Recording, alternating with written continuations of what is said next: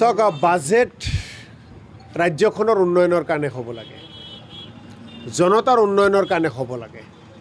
জনতা মানে দুই এজন নহয়, জনতা মানে খেতিপথাৰত কাম কৰাৰ পৰা আৰম্ভ কৰি এই পাকঘৰত আমাৰ আই ভনীসকলে যিসকলে ভাত বনায় পাকঘৰৰ কাম কৰে তেখেতসকলৰ পৰা আৰম্ভ কৰি নিবনুৱা যুৱক যুৱতীসকলৰ পৰা আৰম্ভ কৰি আমাৰ জ্যেষ্ঠ পিতৃ মাতৃসকললৈ সকলো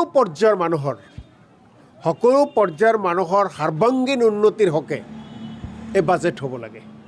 আমি বিচাৰোঁ কৃষকসকলৰ কাৰণে বাজেটত ভাল বতৰা থাকিব লাগে, ভাল আশা থাকিব লাগে, ভাল খবৰ থাকিব লাগে। নিবনুৱা যুৱক যুৱতীসকলৰ সংস্থাপনৰ কথা ভালকৈ ইয়াতে থাকিব লাগে। অংগনবাড়ী কৰ্মী, ৰান্ধনী, ঠিকাভিত্তিক বিভিন্ন কৰ্মচাৰী, বেঞ্চাৰ স্কুলৰ শিক্ষাগুৰুসকলৰ কাৰণে ভাল খবৰ থাকিব লাগে। সাংবাদিক বন্ধুসকলৰ পৰা আৰম্ভ কৰি ইয়াতে যিসকলে অৰাজনৈতিকভাৱে সমাজৰ বিভিন্ন কল্যাণমূলক কাম কৰে তেখেতসকলৰ কাৰণে ভাল খবৰ থাকিব লাগে।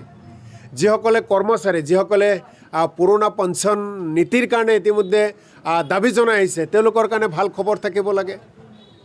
অসমৰ সেইকাৰণে কৈছোঁ, অসমৰ একেবাৰে স্বাস্থ্যখণ্ডই হওক, শিক্ষাখণ্ডই হওক, জলসিঞ্চনৰ ব্যৱস্থাই হওক, সকলো ক্ষেত্ৰতে ভাল খবৰ থকা এটা বাজেট হ'ব লাগে।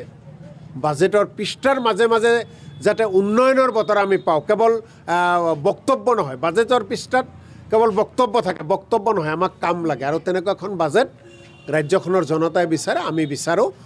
কথাৰে নহয়, কামৰ মাজেৰে বাজেটে যাতে প্ৰতিফলিত কৰিব পাৰে তেনেকুৱা বাজেট এখন আমি বিচাৰোঁ। ইয়াক লৈ আপুনি কিমান আশাবাদী? চাওক, যোৱা সময়ছোৱাত 9 বছৰ এওঁলোকৰ বাজেট দেখিলোঁ। এইটো এই ৰাজ্য চৰকাৰখনৰ বিজেপি চৰকাৰখনৰ যি 10 বছৰীয়া বিজেপি চৰকাৰ, এই দ্বিতীয় টাৰ্মটোৰ শেষৰ 5 বছৰৰ কাৰণে অন্তিম পূৰ্ণাংগ বাজেট। বিগত বাজেটসমূহত যদি আমি দেখা পাওঁ, বাজেটত যিমান কথা কয় তাক কাৰ্যকৰী কিন্তু বেছিয়েই নহয়। গতিকে এতিয়া বাজেট দিব, ৰাজ্যখনৰ জনতাৰ লগতে ময়ো আশা কৰি আছোঁ যে ভাল বাজেট পাম। বাজেট দিয়াৰ পিছত বাকী প্ৰতিক্ৰিয়াখিনি দিব পাৰিম। চাওক, বাজেট ৰাজ্যখনৰ উন্নয়নৰ কাৰণে হ'ব লাগে, জনতাৰ উন্নয়নৰ কাৰণে হ'ব লাগে।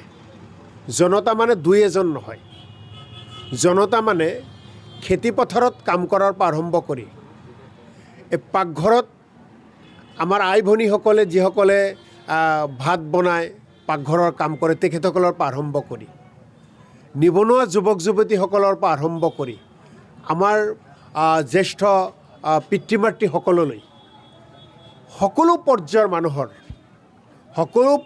মানুহৰ সৰ্বাংগীন উন্নতিৰ হকে এই বাজেট হ'ব লাগে। আমি বিচাৰোঁ কৃষকসকলৰ কাৰণে বাজেটত ভাল বতৰা থাকিব লাগে, ভাল আশা থাকিব লাগে, ভাল খবৰ থাকিব লাগে। নিবনুৱা যুৱক যুৱতীসকলৰ সংস্থাপনৰ কথা ভালকৈ ইয়াতে থাকিব লাগে।